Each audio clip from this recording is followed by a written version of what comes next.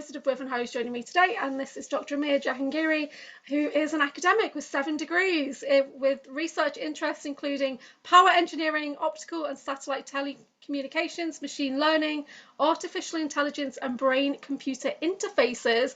Dr. Amir has also dedicated himself to the path of spiritual enlightenment and becoming a master holistic healer. He's brought together multiple spiritual modalities such as Vajra-Kilaya, Tibetan Tantra, Qigong and Shamanism into their next unified evolution called Dragon Reiki. Dr. Amir has access to all levels of the Akashic records which guide him in his healing and spiritual practice, also giving him access to the history and real-time communication with various non-human species in all dimensions. So that's absolutely fascinating. Welcome, Dr. Amir. How are you? Thank you so much. It's a pleasure and honor to be here.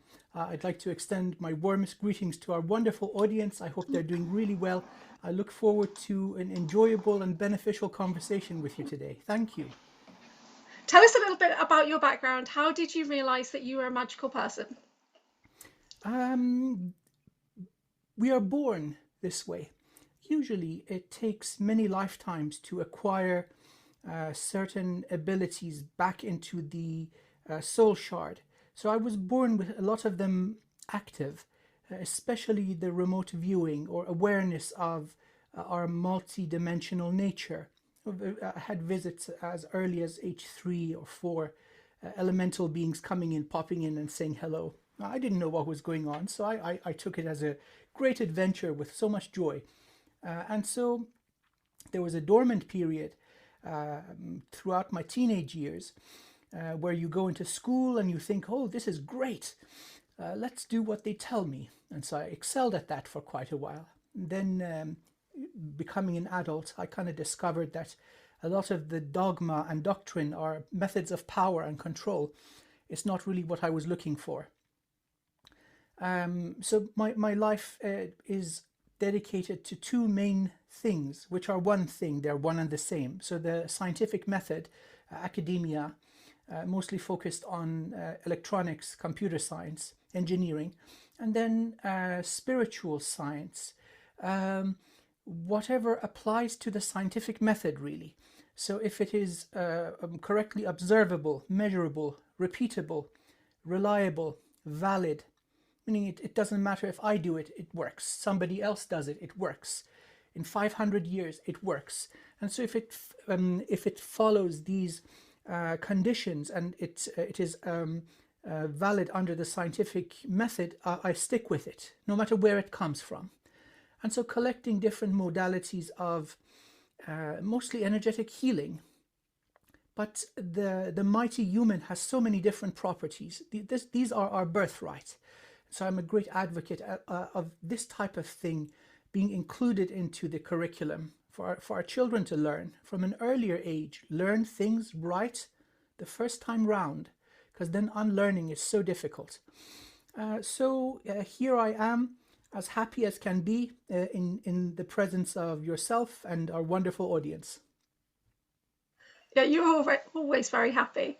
Tell us about your family. So is your family magical, or are you different to everyone else around you? Were you placed with this family for a reason? I'm the fluorescent orange sheep of the family. White, black doesn't quite describe it. No, I'm quite different. So what were they like when you were younger and you making these observations? Oh, hell no. Oh, no, you didn't do that. Yeah? Don't you do that. You'll get yourself into trouble. Did you grow up in the UK? No, well, I grew up partly in the UK, went to elementary school, but then we moved to Iran. Okay. I didn't speak the language, but being as happy as can be. See, that's such a useful trait. Doesn't matter where they send you. If you're happy, you've got a head start. Yeah. I learned Farsi pretty quickly. Beautiful ancient language, writing the alphabet. I remember starting with the left hand and the teacher was okay with it. And using a ruler to get the alphabet right. And she said, no, you don't use a ruler. You got to do it straight yourself. Wonderful teacher. It was a difficult time. The country was going through the longest war of the 20th century between Iran and Iraq. That was terrible. So that did have a big impact on me. So I was born there, but it was going on when we returned. So the atmosphere of resilience and this distortion of sacrifice, which has helped this nation survive for 10,000 years. Same place, same people. They're too stubborn to go away. And so there have been so many powerful armies throughout history that have taken over militarily but have been digested. So that's interesting. So I suppose from that time in my life, I picked up resilience. No matter what happens, you're going to make it. And so anywhere else living in the world, you're going to be okay. You're vaccinated against a lot of hardship. So I've not lived around there, but I did travel for a long time, and I lived in India for 10 years. So and my husband was Indian as well. But what do you think about people saying that that 33rd parallel line around the Earth, that's where all of these war zones are happening because of the ancient technology in the Earth? Do you agree? Yes. Yes, there seems to be something with that. That area of Mesopotamia, Palestine, current-day Israel, Lebanon, Syria, Iraq, Persia, everything major seems to have happened there or begun there. There's something about the place. The energy is very different. Of course, there are lots of old portals, natural portals, and then artificial ones, the stargates located all over the place. In the past 250,000 years, it seems to have been, and now we have to include, of course, glorious India, some of the strongholds of the Anunnaki. So it's been an interesting place. Lots of technology, natural and synthetic, is left around. So yes, it seems to be significant. Yeah, that's really interesting. So when you were learning that you had this remote view ability, what were the first things that you were tuning into? As a kid, it was just part of regular sensation, like hearing and seeing. You don't quite choose where to go. It just happens, and you're going along with it quite joyfully. So going into school, of course, it went into dormancy. We do have the ability to close our eyes, so to speak. But then when it came back with a vengeance, I started off looking into, for example, buildings under construction. What's the layout? And then going peeking and oh my God, it was actually right. And people may get tempted. Oh, let's go check up on our neighbors or so and so. Believe me, there's only so much of people that you can see. Them sitting on the couch in their underwear, eating Cheetos, being all freaking disgusting. That gets tiring pretty quickly. That's definitely nothing that I've done when I'm remote viewing. Oh, please take my word. People are better left in their own home and keep a respectable distance. Funny. Boundaries are for a reason, and it's for our protection, not theirs. That's really funny. So, but then the interesting stuff really with more active, energetic, it started when I was going back in time looking at the construction of the pyramids. So I focused on a certain number of criteria. I wanted it to be around 60% complete, and I wanted to know if there's any non-human presence. Right. And so I went in and I emerged right in the middle of their command center, gave the aliens a little scare. Very few of them. It seems that they just had a role of observation. The humans going back about 13,500 years. So it's the Atlanteans building this. They've got their own tech. They're pretty good at what they do. They don't need any instruction in cutting and moving stone. No, that's baby work. But observation. And so the species were the praying mantis. Yeah, I really wanted to talk to you about the mantis because I know that's a topic that's coming up at the UK Disclosure Conference. Yeah. I've had my own experiences with the mantis. So I'm really... Tell us more about the mantis and how they were involved.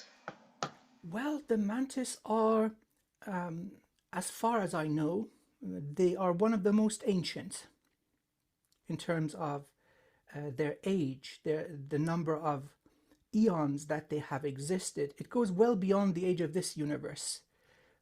This is their 24th universe.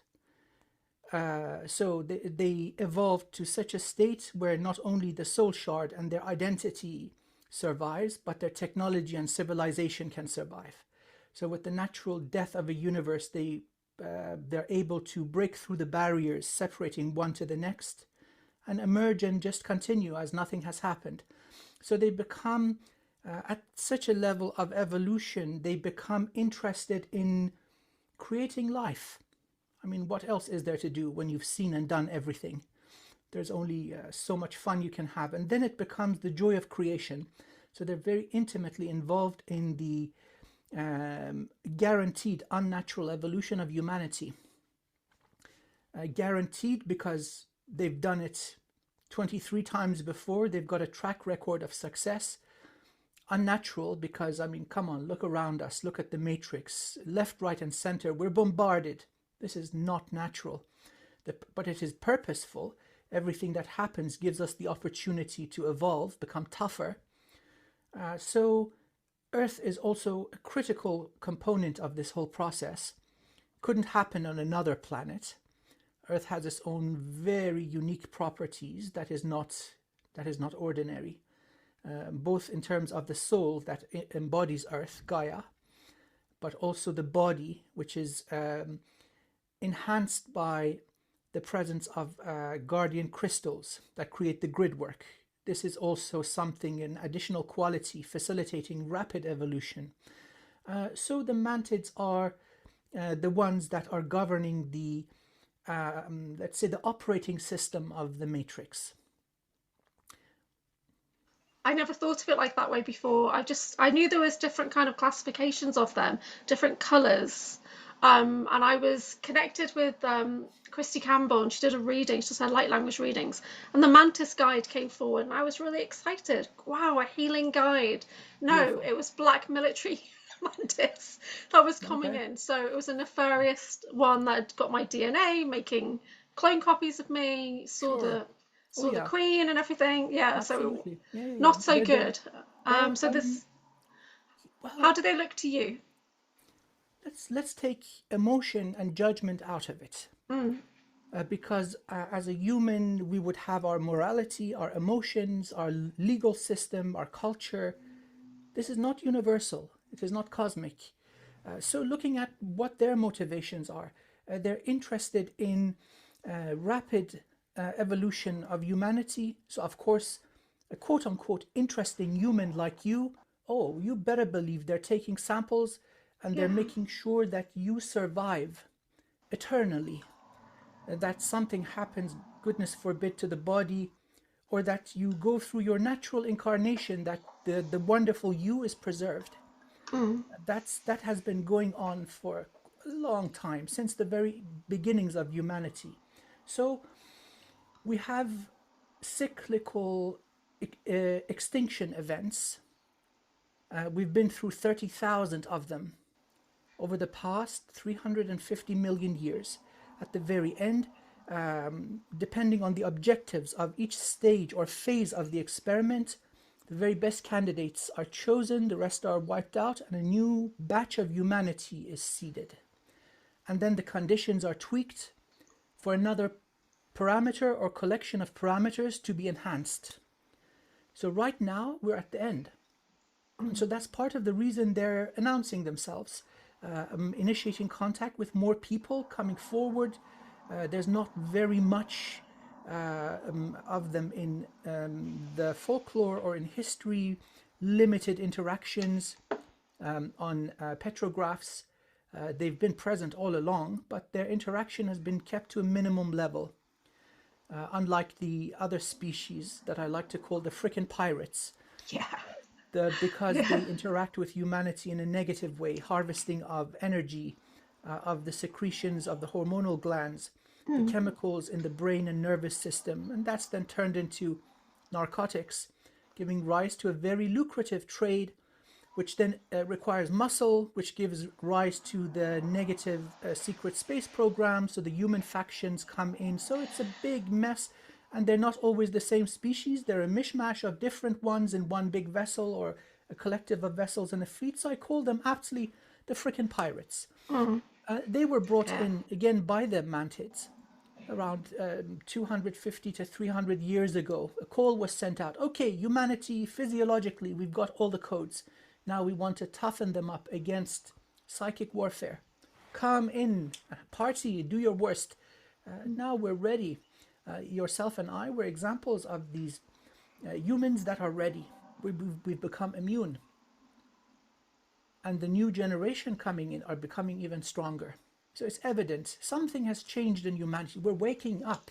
The old things that would afflict our grandparents and parents, they don't work on us. They're not going to work on the children that are coming in. My son is nearly 16 and he really is a different species. It's not the same at all. Yeah. And he's so sovereign.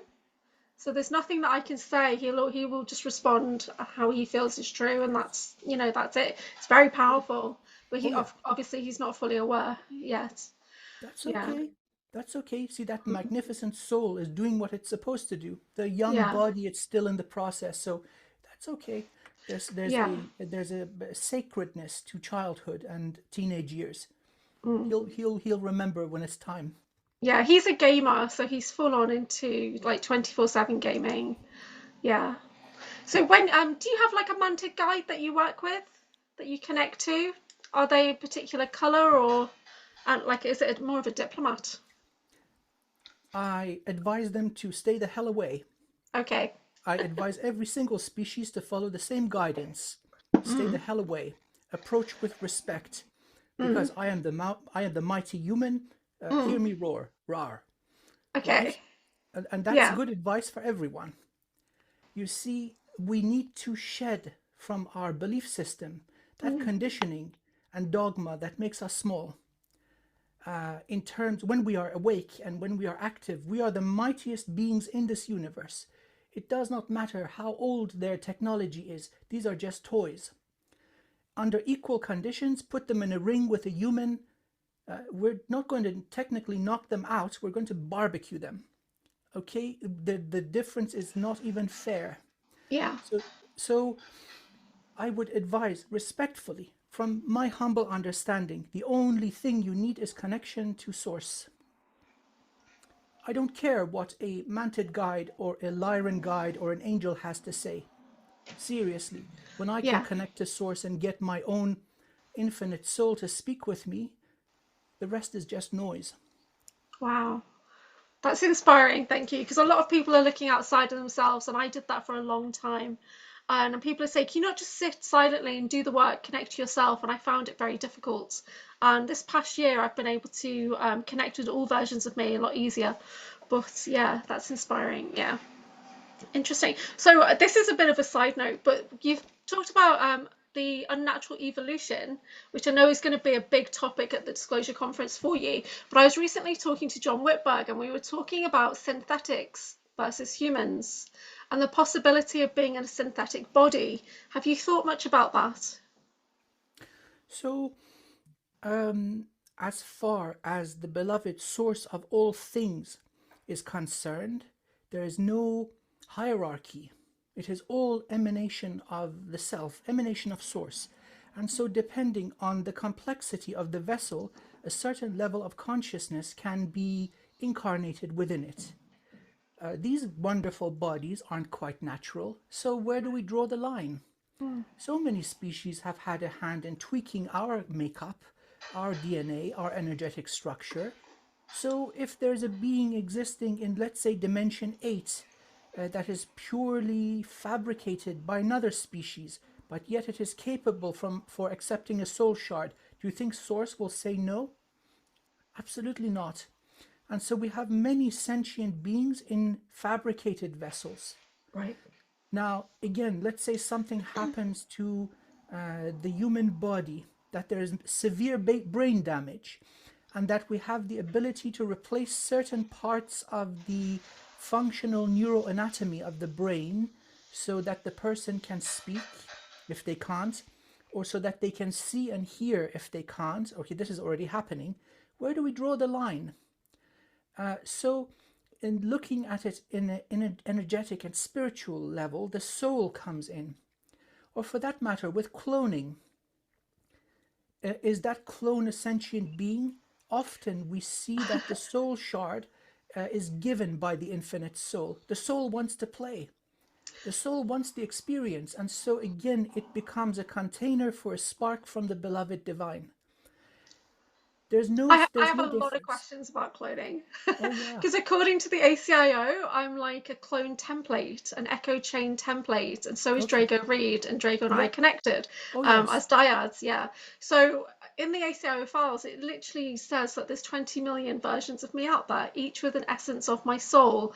So I felt into that for a long time, and after working with Sean Bond and things like that, I do believe it was true. But I've been working all year to reduce that number down and disconnect when safely can and things like that. So I don't know, how do you feel about that? We're getting all this clone production in the SSP. So again, let's remove emotion and judgment out of the thought process.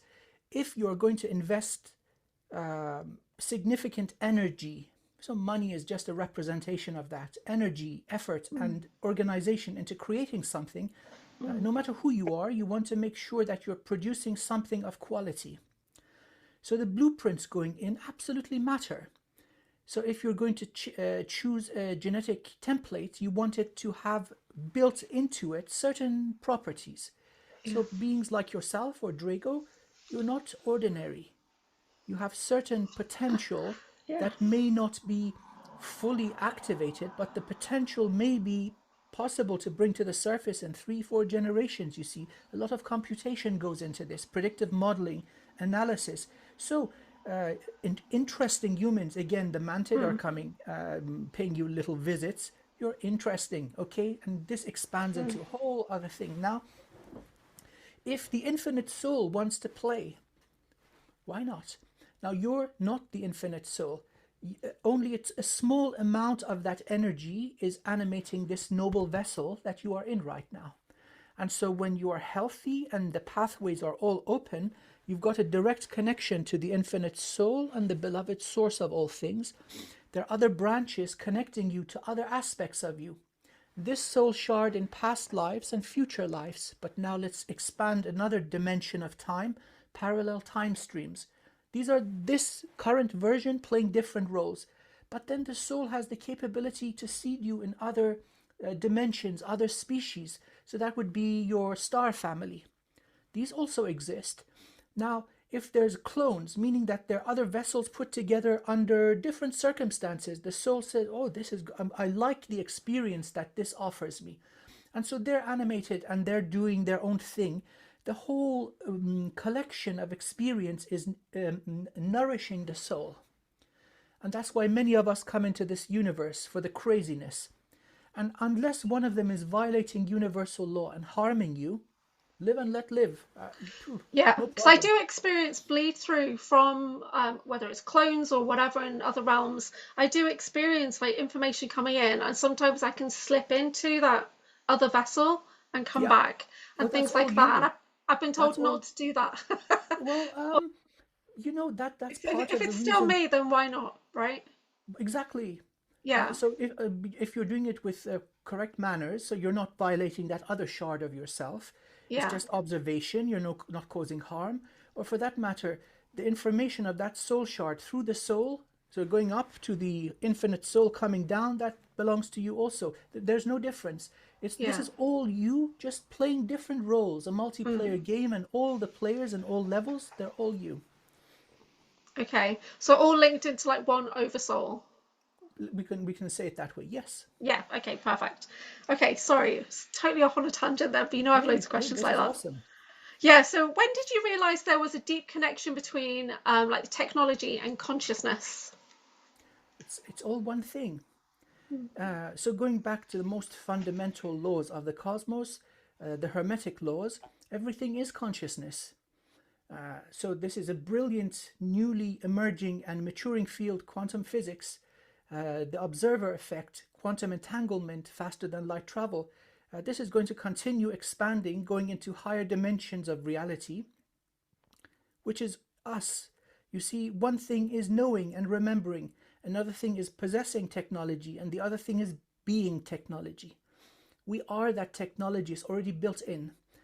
So then there's different levels of maturation and development. So, for example, the benefit of the Anunnaki coming to the Earth was their mastery of third, fourth, and fifth dimensional technology. So all these wonderful gadgets, electronics, different types of engineering, it's really much their brilliant legacy. Now they have been absorbed, they have been digested, absorbed, and integrated into us. So that whatever the story started like, they had no idea who they were messing with. They came in and looked at a bunch of peaceful tribes people hunting and gathering and dancing around the fire doing their kumbaya dance, and they thought, oh, look at these little quote-unquote monkeys. These will make good slaves. And they started messing with our genome. Lo and behold, 250,000 years after, there are no more. There are only hybrid Anunnaki left, a poor reflection of their former glory, and they have enhanced humanity significantly. Thank you, stupid. Come again. That's really funny. That's funny. Why did you do all these degrees and everything? Why would you do 7 degrees? That's way more than the normal average. It's a little excessive, huh? Oh, you got to see what I do with my spiritual work. Wow. Why? Well, I did it because I enjoyed it. Okay. There is no other reason. I do the same thing with long distance swimming. 6-8 hours non-stop. I get this melody in my mind, the heart and lungs and muscles and blood flow and oxygen flow all harmonized under my control. Wow. And it feels freaking amazing. Wow, that's amazing. Why not, if it gives you joy, why not do it? So how do you maintain an intense focus when most of us are just kind of getting all this interference, tuning into collective consciousness without realizing it? How do you focus? Okay, that's so brilliant, because I've got I'm ADHD as F. So how do you maintain focus? Well, I don't. I've relieved myself from the persistent nagging of the monkey brain. I float. What's going on in my head? Well, there's a hillbilly banjo, ding ding ding ding ding ding ding, and a high-pitched sound going, there's no such thing as too much cheesecake. And that's going on in a loop. That's all. Okay. And then the rest I download. Okay.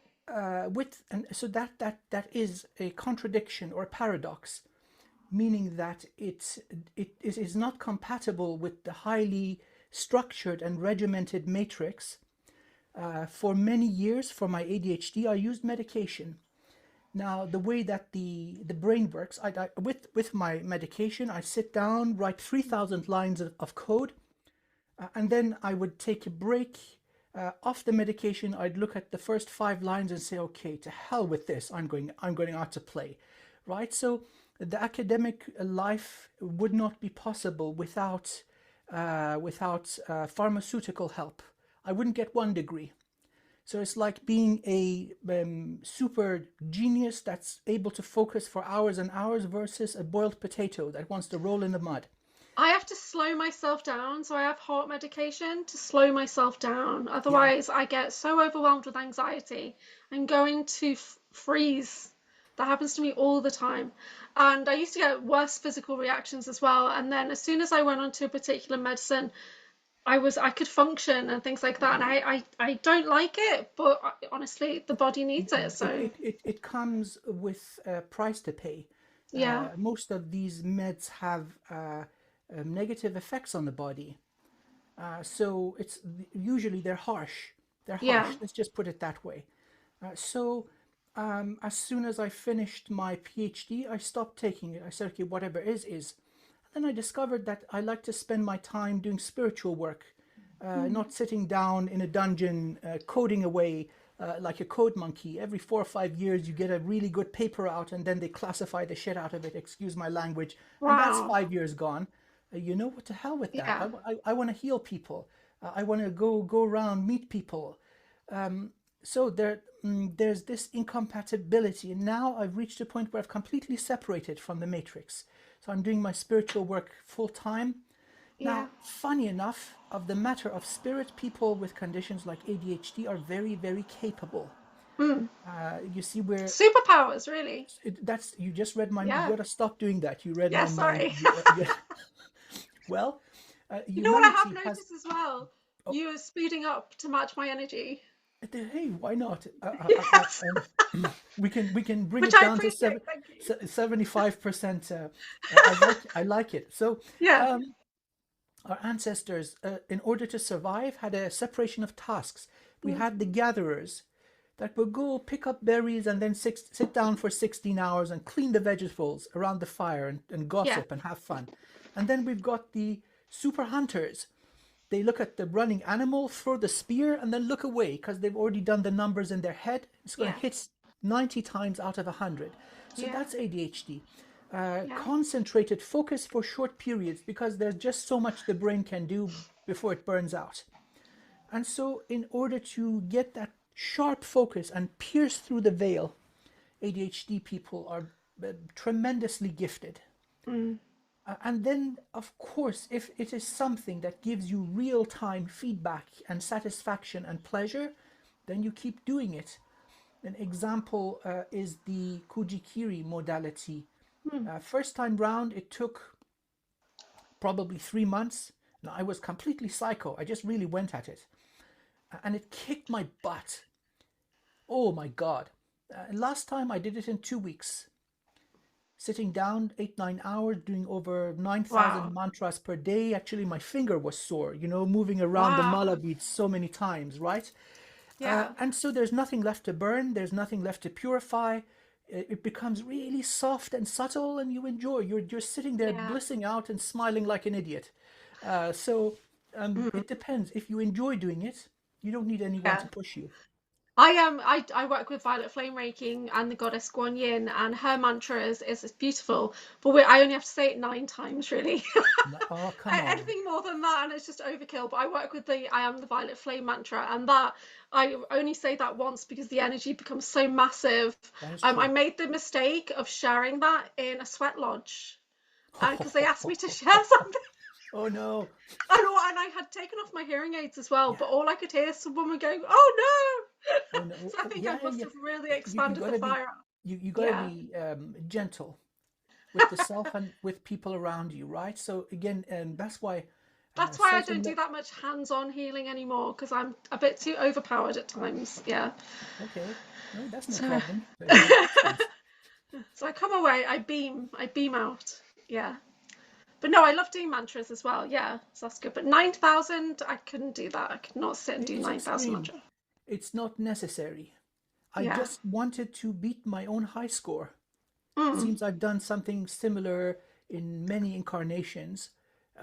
They usually, that's an extreme approach. I wanted to beat what I'm about to describe. They go into a cave or a small little hole in the ground. The purpose is insulation. For 40 days, they take a glass of water and 3 nuts or 3 dates for nourishment, Wow. Yeah. and they stay there, face all their shadow, battle with all their demons, whatever needs to come up. They do it and they emerge enlightened. Believe me, Mm. it works. But I wanted to, go a little even further. But it's not for everyone. I enjoy this kind of thing. And so that is a process that I guarantee does work. Mm. One by one by one, you're just drop by drop filling the vessel with energy, and it is like acid, or let's say the transmutation fire. Anything that is distorted or doesn't belong is burning away. It's not easy, but it works. Mm. So if you have the dedication to invest in yourself, you will be free. Yeah. Tell us about the Vajra-Kilaya stuff because isn't that kind of fierce energy? Oh yeah. Tell us about that. Because Well, that's it's like when I first met you, that's not the kind of energy I thought you'd be pulling in. I mean, I love Carly and yeah. she's really helped me transition, but I was really surprised actually. So how did you get into that? It is my nature. It is who I am. Being the aspect of the Vajra-Kilaya. So the Vajra-Kilaya is one of the 5 Heruka or wisdom kings. They're all wrathful, meaning that source doesn't just sit around and beg and plead, hey, please, pretty please, stop harming my children. There reaches a point where a being has done too much, and then the wrath comes out, divine wrath. So my gift, the thing that I am honored to carry, is purification. There are other herukas of wisdom, embodiment, and so on. I'm the purifying one. And so the instrument is the divine fire. Anything that doesn't belong or is out of balance, I can deal with. If it's an angel misbehaving or a demon misbehaving, makes no difference. You've messed up. In my head, I see you as a dragon right now. I just got like this flash in the face of dragon as you're talking about that. So, that's really cool. There are many, and please allow me to elaborate. You see, people may look at the image, and the first thing it brings up is fear. That is not your fear. It is the fear that the shadow is feeling. There are embodiments in the divine feminine form, which is the beloved Mother Kali. That is the energy of a mother that gets pissed off and says, you do not mess with my children. And you see regular women lifting up cars, pulling their children from, so that's that beautiful energy. Why not? I've experienced that, because I was in a situation, a relationship, where I just couldn't end the relationship, and she stepped into my body and ended it for me. And then I kind of closed the door after it felt like the room had shook. I closed the door and I just got downloads of what to do next. And I just went into a taxi. And I just had to go. We've shared this primordial energy. It's no nonsense. Yeah. And so you see there are certain beings present here in the consciousness of Earth and her wonderful children. They've gotten used to getting away with stuff. And so when the beloved divine gives them an offer of healing and amnesty, they mock it. They make fun of it. Wow, wow, wow, what a loser. And then Source sends in the Vajra-Kilaya, and they're not going to be laughing for too long. It is needed, especially in this time. There's so many powerful, gorgeous souls that have come here, and they're doing repair work, and then they're getting messed with left, right, and center. They need muscle.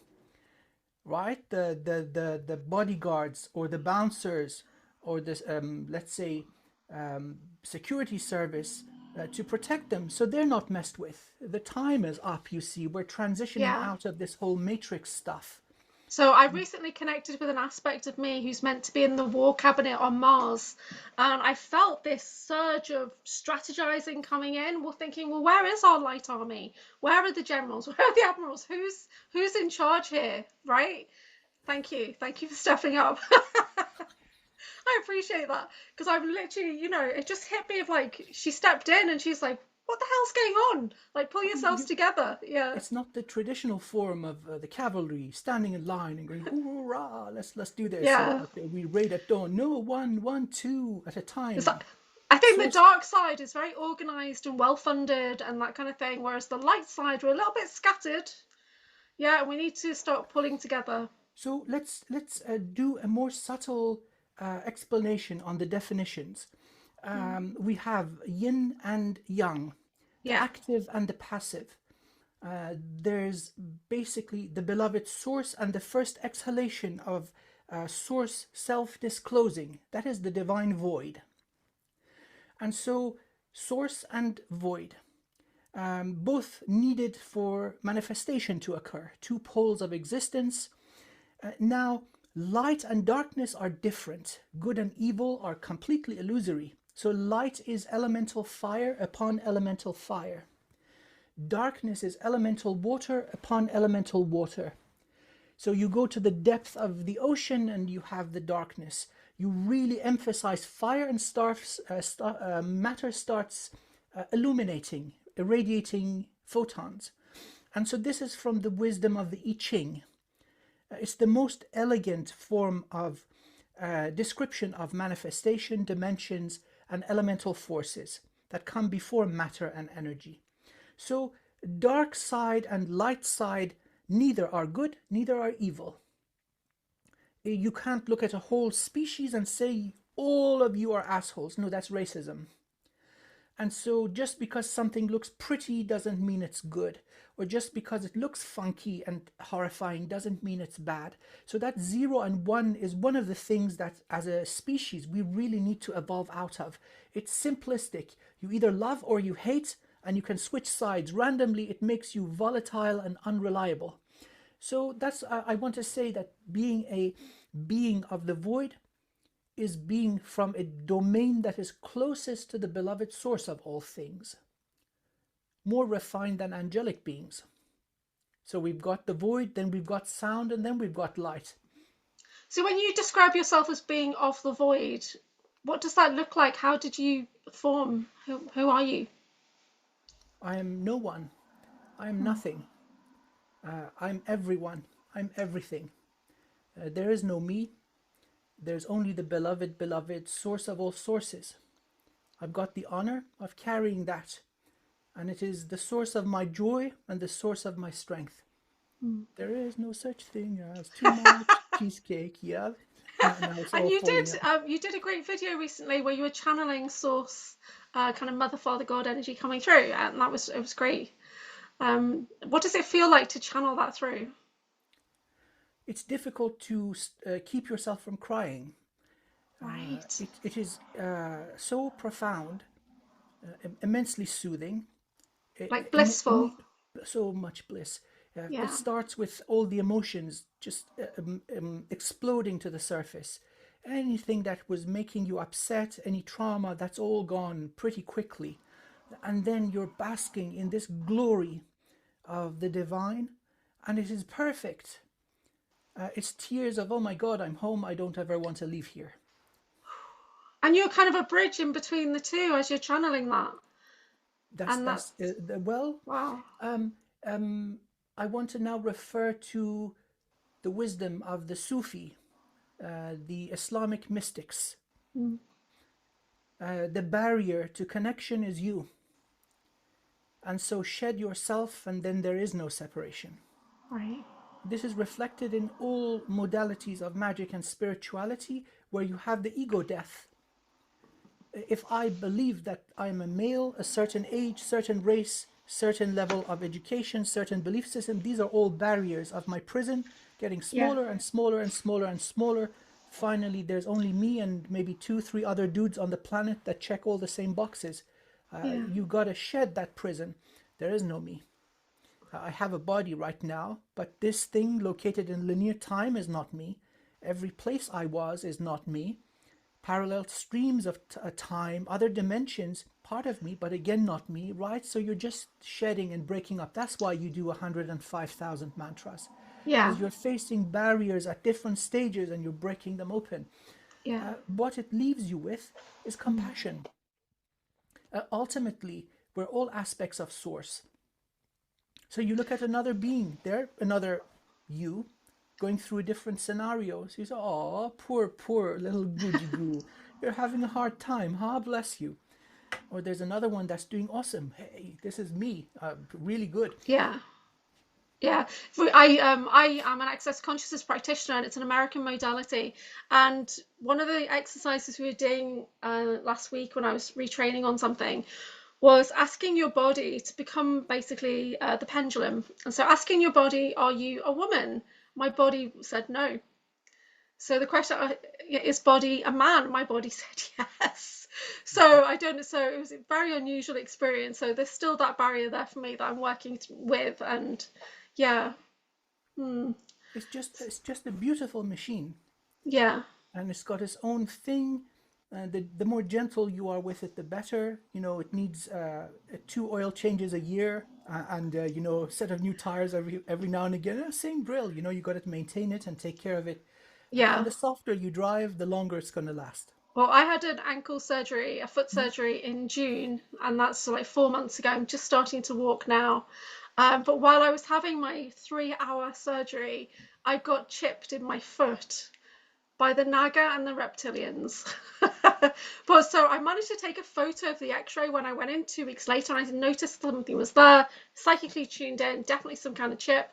And Phil Barrow was actually working on it with me, and we, you know, disintegrated it out, but then they put more in and stuff like that. So yes, it's just Oh, it seems so we've got a mission ahead.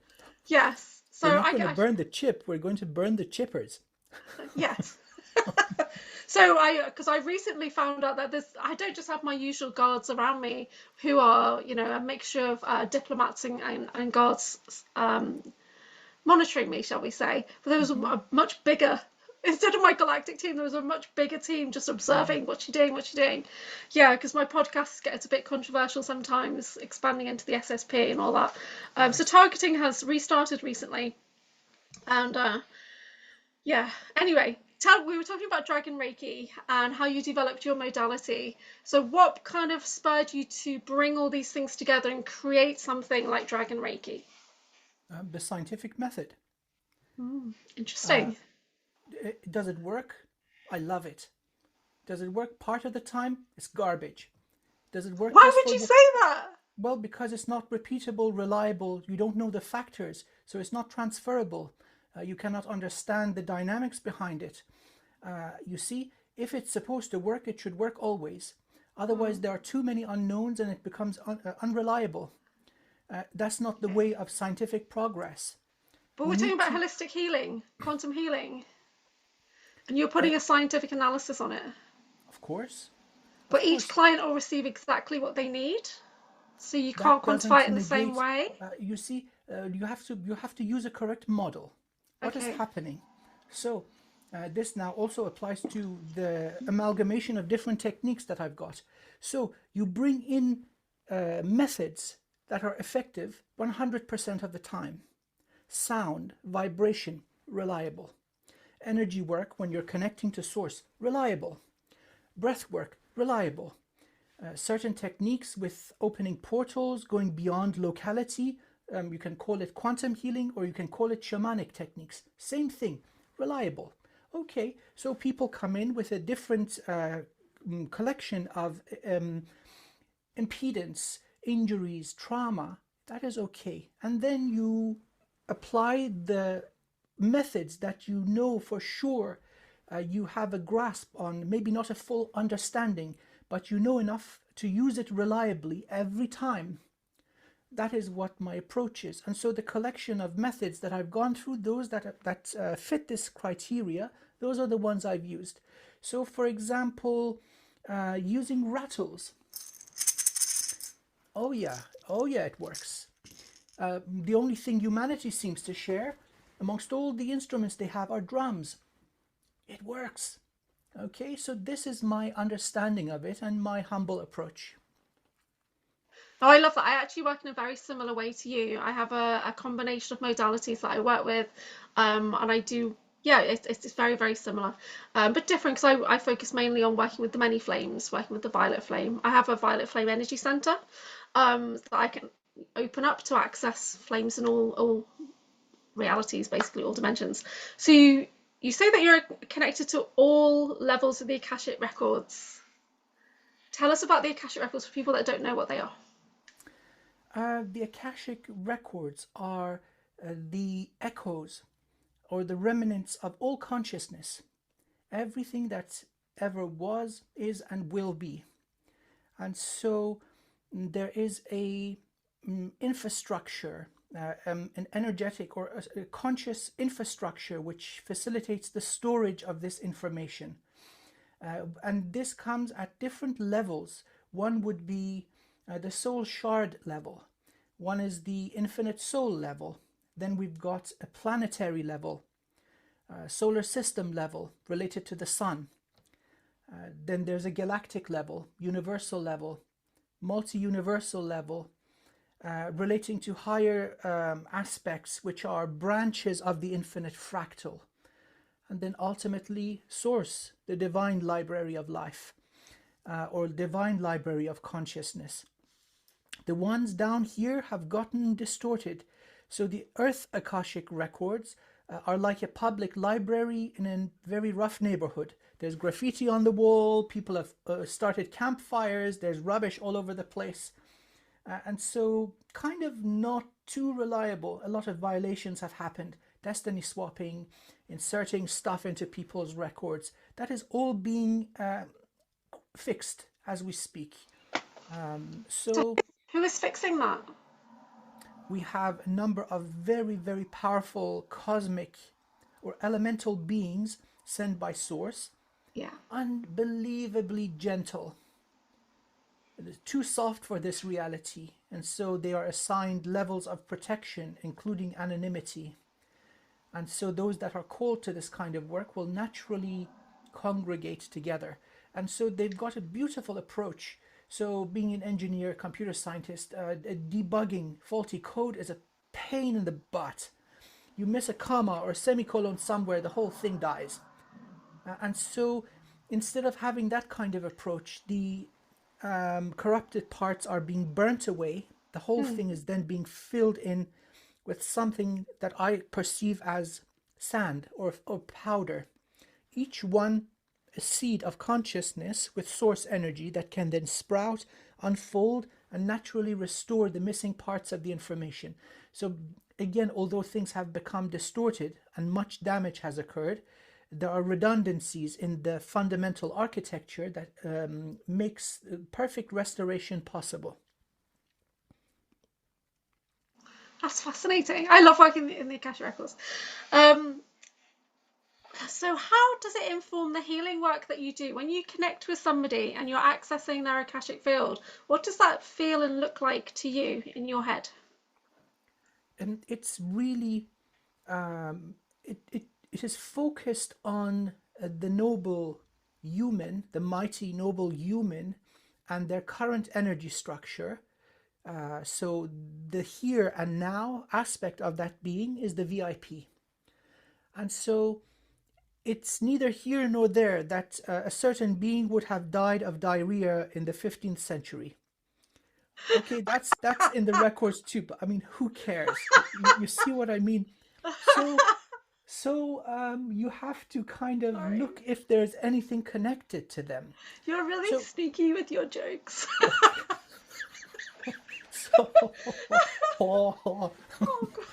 So you know, if something is connected to them, so you can identify open portals. Sometimes these are subtle, so they may be placed intentionally between the joints of fingers, or tiny little parts behind. You're still thinking of the 15th century, yeah? Or sometimes the portals are not quite so subtle, so it's a massive circulating energy sphere in the branches of the soul star, or maybe right underneath the heart or something. So this is what's causing them problems. You got to go back to where it's coming from. So this is now reading into their Akashic records. It's their very vibrant and alive energetic history. And you see, okay, turns out that you were part of the conquistadors. And you went into Mexico and you slaughtered the whole village, and there was a shaman that got really angry. And although he knew that this is a violation, cursed the whole lot of you. And so then you say, I'm so sorry. I apologize. I sincerely apologize. I didn't know better, and ask for blessings and forgiveness. And the guy says, okay, I'm not angry anymore. Again, these types of imbalance come from rage, depression. And so although and the more powerful you are, the more careful you have to be to overcome shortcomings and base nature. So you make peace. Or if the guy is really evil and there's no violation by the soul that is involved, and somebody is just trying to harvest energy, or just sacrifice a whole bloodline, then you send their dumbass to spiritual prison, undo the thing, and liberate thousands of other people. So really, it's what's connected to the here and now. Yeah. When you do, it's like when you're on Typical Skeptic podcast and you do distance clearings for people, and there were, how do you connect to that person and see? Because one time I had a spear going through my face, an enchanted spear that you found, and you removed it. And honestly, it made a big difference. It really did. So thank you. But what did that look like to you? Do you even remember that session? Yeah, looks like a spear going through your face. Yeah. So can you vision the person? Do you get kind of holographic come out? You see. Well, not with the physical eyes, but this is the result of breaking up ego. You don't exist, and so therefore you're everyone everywhere. You can train yourself to have an overlay of different dimensions, like different slides, translucent slides, and each adds components to the picture. And so you can identify all dimensions within this universe, all upon each other. And then you add an overlay of all 2 dimensions of time, back and forward, left and right. So it becomes easier for the monkey brain to understand. But then you can also have a look at the labeling of which slide it is, which dimension it's coming from. And then with the Akashic records, you're not in this local bubble here and now. It's like getting a string and kind of pulling it, see where it goes.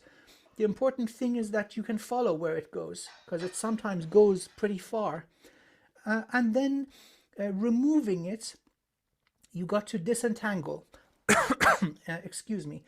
Disentangling comes nicely with the shamanic approach, with sound. You know, these wonderful little rattles, they disentangle, and then you can gently go in and do some psychic surgery. Oh, yes, I like that one. So I was just thinking about you and your personal Akashic records, and what I actually saw was you like Doctor Strange with a cape on and things like that, walking through your library. So I think that's really cool. With a slice of cheesecake in my hand at all times, yeah? Yeah. And what was the most profound thing you've ever discovered about yourself that you got from your multidimensional work? That the joke's on me. Makes you first cry and then you start laughing. Oh, I'm such a dum-dum. that you know, we're the creator of our reality. That is never not true. And although sometimes we're in a state of amnesia, this doesn't change the fact. And so at certain stages of my life, I've faced great opposition, which have resulted in me becoming tougher, more compassionate, learning how to heal myself. And then the same methods apply to others. See, the scientific method, right? It's repeatable. Yeah. And then I discovered that, oh dear, I'm the creator of the demon that I fought. And so I created this energetic complex in order to remind myself, hey, wake up, you're in the matrix, you've been cut from your memories and access to soul gifts. So we are the creator of everything, even though that we may find something that is unpleasant or unagreeable, we have the ability to fix it. That was the most profound thing, that I was the creator of my own torment. And thank me, it really served me. Wow. One of the things that I've been thinking about lately is about alters, obviously, being in this SSP stuff, but about the personalities and about memories, and thinking, are the memories held within the Akashic records? Can we literally just take a book and open and retrieve the memories? What do you think about that? Yes. There are 2 types. One is the gentle whispers of the soul coming through the central axis. You may call it intuition. Then there's compiled information. Akashic records, the divine library of life, crystalline libraries of the guardians, again crystalline libraries of the mantids. There's so many different libraries we have membership in, and so that comes in through the Jade Gate or the Godhead or the Upper Dantian, and so that's compiled. Suddenly you know the whole history of a race, their birth, their rise and their fall and their death and the merit of their story. And people get used to it pretty quickly, honestly. I think, you know, if you're good at what you do in the 3D, you're going to be good at what you do in the spiritual realm. Just maybe fine tweaking is needed. But people, they're amazed at what they can access. So you need to open it up, obviously, if there's anything blocking the vortex. Once that is open, you get acclimated, like, you know, hearing for the first time. There's so many beautiful videos of people getting the cochlear implants and coming to tears. Oh my God, I can hear you say I love you. Yeah. And so, or a baby hearing the mother's voice, same kind of thing. You cry bullets and then it's good. I've definitely noticed that at the back of the head lately, because there was a couple of situations where one I was doing a vision quest with Sean Bond. We were doing it live on his channel, and as you do, but I actually accessed right at the back some memories that were very disturbing memories, but we did it in such a beautiful way that we had a beautiful experience, because he's an amazing sacred space holder. So I felt very, very, very comfortable to access potential Montauk memories and heal. And in doing that, we were able to send out collective healing for everybody involved, hundreds and thousands of souls. It was amazing. And we just had a lovely experience. And then I was doing a session with somebody the other day, and we were talking about a Syrian guide had come forward, and I felt it access. I felt that there were Syrian memories ready to come forward. But yesterday I met somebody who I potentially know from programs, and I felt my brain. It was as if all areas of my brain suddenly sparked like this. So I've never had that before. It was like synapses were firing in my brain. And I did get some visuals come in about me seeing that person, and it really surprised me, because I don't really know that person. In the here and now, I didn't know that person, and I got a physical reaction and from watching that video, and then I FaceTimed them obviously to make that connection. But it was really, what do you think that was with the sparks in the brain? So for security purposes, certain sensitive information or soul codes are not kept in your energy structure, so that if you fall captive, become a prisoner of war, you cannot be surgically interrogated. So you leave them with a buddy. And you were also holding this for this person. So you basically exchanged that which was kept in confidence. It was the right time. So these are soul contracts. Very beautiful. You can do this also with nature, with trees. Yeah. That's really amazing. That's amazing. Because I knew something had happened, and I felt like I got more vision from that one person that I'd never encountered before than I have from other people that I've been working with on a regular basis. Right. So I must have had 4 or 5 images come in, and they continue to come in when I woke up this morning. They're decompressing or being defragmented. Yeah, that's amazing. Because I mean, I've had a friend trying to give me a QHHT session a couple of years ago, and this is before I even embarked on the idea of secret space programs. I had no idea. I was only just starting to get into galactic history, and I just knew that I was like a winter soldier, that he would not say the right thing to allow me to access memory, to talk to my higher self. And I was just laying there, and he just couldn't get through. And when I spoke to Drago Reed about it, he basically says that there's always vaults and things, that you guys can access with the right words, the right codes or whatever. So that's quite interesting. So I still have lots of work to do on my mind. If I may respectfully suggest, you are the contents of the vault. Yeah. You are the vault, and you're outside the vault. And so therefore you have command over all of it. Reaching that level of liberty, you got to apply that sacred fire that you have with greater intensity. That's the purpose of the hundreds of thousands of mantras. So it really comes together really beautifully. You already know what I'm talking about. So do the Vajra-Kilaya one. Yeah. Not sure I'm ready for that one, but maybe I need to change up from my violet flame mantras. Yeah, we'll have a chat during the conference, or maybe we'll do more of these shows. This is turning out to be an awesome conversation. We can talk about more detail. It's all there. There's no secret. It's available to the general public. This connects you to source. Have you got the horsepower and the endurance and the toughness to do it? If so, hey, welcome on board. What's the next phase of the work that you're doing? I want to achieve rainbow body. This is the Bon tradition, where you choose the moment of death. And you say, you know what, I like this body, I'm taking it with me. So only the clothes, some hair, maybe dead fingernails are left behind. Wow. I think that, is it Buddhist monks that do that, and they just leave behind the body in meditation position kind of thing, and they've just gone. Again, scientific method. I'm reading the books of people who've actually done it. Yeah. Otherwise, there's so many books, and these guys are idiots. They're just talking smack, right? If they've not achieved it, I don't care what they have to say. Khenpo Rinpoche, prominent Buddhist monk, apparently he's achieved it. And so, state of enlightenment, I really don't mind if I leave the body behind, but I would like to end this incarnation without long periods of degeneration and illness. That is unbecoming. I want it to be like freaking fast, like I eat 12 cheesecakes and pass out and don't wake up. That's mine, not at the conference. No, I mean, all the work you do, you're stepping into transcendental consciousness. And for most people, that takes us a while to get to that position. But you seem to just naturally been there. You've done years of hard work, 30 years of hard work, obviously. But does that how it feel that you can just go into meditation and be one with all that is? You never leave.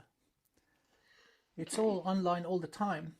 And so that's why you gotta, it does interfere with certain details. Like I can't schedule stuff really easily. I just get bored and without having any say into it, I just tune out. Right. So then you're aware of awesome things happening which have absolutely no meaning for the general public. Like, oh my God, the earth did this and this and this, and everybody's going around their business. They don't care. Yeah. So it's a solitary existence. It's good to have a community, you know. God bless the internet. We find each other. They don't Somebody burn said us to again. me, So someone said to me, isn't it good to be the smartest person in the room? And I was like, not really, not when everyone else around you has got no idea what you're trying to express. No, it isn't. Yeah. So yeah. Anyway, what is your vision of the future for humanity, for the evolution? this is going to be amazing. So first of all, comes the healing of our home, our beloved Mother Earth. So many powerful beings have done grid work, repairing the nervous system, undoing damage, yanking out and burning parasitic technology. Guess what? It's working. Earth is coming back online, and right now she's like someone that's come out of general anesthetic. She's drooling and looking around. Where the fuck am I? Excuse my language. But slowly but surely she's going to come back full power. First thing that's coming online would be Earth's natural immune system. So all these freaking pirates that are taking advantage of her, let's say, state of disempowerment, they'll be purged. Then comes humanity. By the time, and I'm talking probably about 300 years in the future, when a new human comes in and reaches puberty, they'll upload quite a significant amount of their soul memories. That's a big advantage. Yeah. And then comes in the replacement for the matrix, which is going to be technological empathy, like a download. So most of what goes on is the result of ignorance and lack of empathy. The ignorance part will be taken care of by our beautiful Mother Earth, and the empathy as a download. When we see all possible futures and the result of our violation, feeling what we are doing to another. Many of us already have this built in. Some of us need some assistance. Yeah, I needed assistance to develop my emotional range, and I've spent a lot of work on it in the last couple of years. But sometimes I just don't have it. So yeah, I have learned responses and things like that. But it's just part of being autistic, I think, for some people. It's just a different skill set. Yeah. So what will happen? Earth will be a nice place to live. It will be far less attractive to billions of souls. So quite naturally, the population is going to be regulated. 9 billion is a little bit too much. There's not enough drinking water. Every patch of land is cultivated. Poor animals got nowhere to go. This is crazy. And then we have abject poverty, starvation going on Earth. So there's too many. So of course, if you're running a farm and humanity is your produce, you want lots of them. Once the harvesting is brought down, we can live in smaller, more harmonious communities, lots of resources for everyone. And then is our rapid development. Humanity was put through this ringer so that they become the ultimate resilient species. So they're going to be the blueprint of life in many parts of this universe and other universes, with emphasis, that doesn't have life. You need something tough like this mighty human to not only survive but thrive. Then comes the wisdom of the soul. We've been through hell and back, and so we're the ultimate teachers and healers for baby species. And so we're going to spread throughout the cosmos as benevolent teachers, healers, prophets, and guides. I've recently I've recently connected to Sasquatch guides. So do you work with elementals in your everyday, or do you keep them away? Oh no, I love those guys. The Yeah. elementals, they're the original residents of Earth. Mm. And so you could probably understand why they would be a bit angry with humanity. For We're sure, loud, yeah. we're loud, we're stupid, and we are messy, and we're aggressive. And Yeah. so we've taken over most of their natural habitats. Many of them have had to resort to portal technology and creation of artificial pocket dimensions to survive, like the Sasquatch. And again, there were incursions into their realities, so they had to make the portals one directional or put some sort of a energetic safeguarding, making sure that only their own kind can go through. So there is awareness. These guys knew who I was before I knew who I was, but the interactions seem to be friendly. I don't evoke fear in them. I'm just too happy. And so they look at this, okay, we found a happy one. This one doesn't seem to be aggressive. Okay, let's approach with caution. And then Yeah. they know that I'm aware of them. And so some of the more shy species, like air elementals, have also emerged. It's just beautiful. I see them, give them a wave, and then ignore them. Like, okay, Yeah. this is Just carry atypical. This on. is not yet. Yeah, my so I connect to a male guide called Hajimal who Christopher Jacobs connects to and David Purcell. So David Purcell and I were kind of channeling together. So I was helping to raise his energy, and but I got a female guide who actually came forward when the July conference was on in America, the Full Disclosure Now conference. So I was watching the live stream and then I got this idea that there was a presence, somebody standing there that was like a teenage Sasquatch of some kind. And it was been confirmed that yes, it was. And now when we connect, she sends me images that she'd send to baby Sasquatches. No, So it's teaching me like I'm a baby how to do mind talk and things like that. wonderful. So I Yes, thought that's quite funny. That's nice. human, dum dum. Let's educate human. Yep, yeah. Mind No, speak. because you say I'm not that telepathic normally. It's just you're very telepathic. That's what it is. So yeah, so I thought that was quite funny. And it's funny that usually it's only the young ones that come through.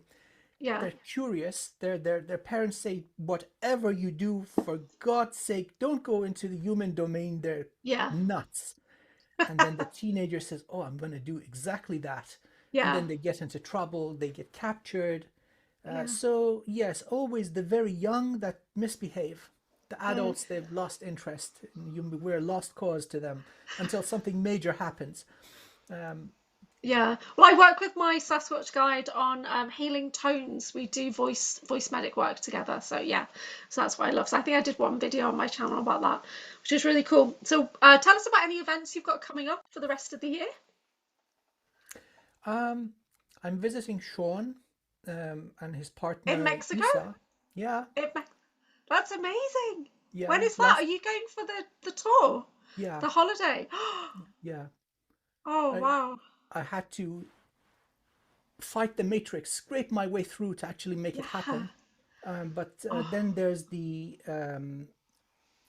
conference that we have in December in Wiltshire, yeah, of that's course. going to be great. So I'm Yeah. helping, I'm volunteering at Miles from Bases conference, helping Yes. with promotions and coordination. So you can go to basestv.org. Tickets are available and it runs from the 12th to the 14th of December. And the first day, Drago Reed is doing like a 3-hour lecture, which is going to be absolutely amazing. And then you're probably on the Saturday or Sunday, I'm not too sure. But it's going to be good. So what do you think is going to be the best bit about that conference in Wiltshire near Glastonbury? Um, so it's kind of like a perfect size or perfect number of people, Yeah. where more, let's say, sensitive information can be disclosed. It's a more intimate and understanding setting, and so the best stuff happens in these kinds of collections or collectives. Mm. Obviously, the people there, not just the wonderful speakers, Miles, yourself, but the audience, the people that are feeling Yeah. the call to come. Together, we're basically bringing our wonderful soul signatures together. I really look forward to it. It's the first time I have the Yeah. honor of joining. I look forward to it greatly. So I'm hoping I'll be able to do some side interviews on behalf of Typical Skeptic Podcast. So I'll be able to connect with Rob live, and we'll do a few little live streams while we're there over the weekend. Still need to get permission on that, but that's what I'm planning. So it's going to be really, really good. And the Mexico trip with Sean Bond at psionicleague.com, I'm not too sure. Is that fully booked now? Have you got any idea? I'm not sure. Please do contact Sean. I just jumped on last minute. He was very, very gracious, extending the invitation. That's going to be pretty amazing. All the pyramids, and all the sacred so it's sites. like, I think it's 10 sacred sites in 14 days with lots of activations and everything, and special artifacts, and with you there adding to that energy, it's going to be absolutely amazing. I would really have loved to have gone, but I just can't make it work. Hoping to go next year, either to Mexico with Sean. There's potentially an Egyptian trip next year, which would be really good for us to go to. And or I might just go to Peru with some other organisers out here in the UK. Brilliant. Let everybody know, this has been so good, by the way, let everybody know how they can connect with you. Okay, I'm going to do the Disney thing. I'm Dr. Amir Jahangiri, wizard of wivenho.co.uk, and I've got a YouTube channel. Last I checked, I was at 999. Come on, subscribe. Oh, I really tried to push it when you were on the show the other night. I was really trying. Your support is most welcome. New glorious woo-woo, spiritual matters, and examples of healing work. There's probably about 70 full healing sessions that have been published with the permission of the esteemed client. So if you want to know how I work and what goes on, that's a good way to have a look. The proof is in the pudding. If you were at 1,000 subscribers, well done. I just checked it. Thank you. 166 videos and 1,000 subscribers. That's amazing. Did you just do the 1,000? No, I've been a subscriber all year. Oh, okay. Yeah, I've been watching your videos all year because I love the 2 wizard videos that you were doing with you and Phil Barrow. Yes. The wizard from Manchester, and I now see that you started doing a 2 wizard series with Sean Bond. So that's really exciting. The Tale of 2 Wizards. Yeah, and you've even got a Meet the Healers series, which you did one with Audrey Walters, who's an absolutely amazing galactic from Starseed Netlink. Let me see if there's anyone else there. There's just so much good stuff on your channel. So please do follow Wisdom with and Ho. Please follow Anchorhaven as well while you're there, and please like and subscribe and share our video. Thank you so much, Dr. Amir. I really appreciate this. I hope we can do another one at some point. That'd be brilliant. Yes, please, and thank you. This is amazing. Very upbeat, high energy, high vibes, and lots of good information coming out. You see, together we are strong. We are all connected to the beloved source. But down here at the last stage, the human brain and our energy system translates it differently. So it would be nice to compare what we understand in the way of confirmation, but also maybe becoming aware of avenues that we would benefit each from exploring. And so we learn from each other. Hopefully it's been beneficial for our wonderful audience also. Yeah, I think so. Oh, thank you so much. Thank you.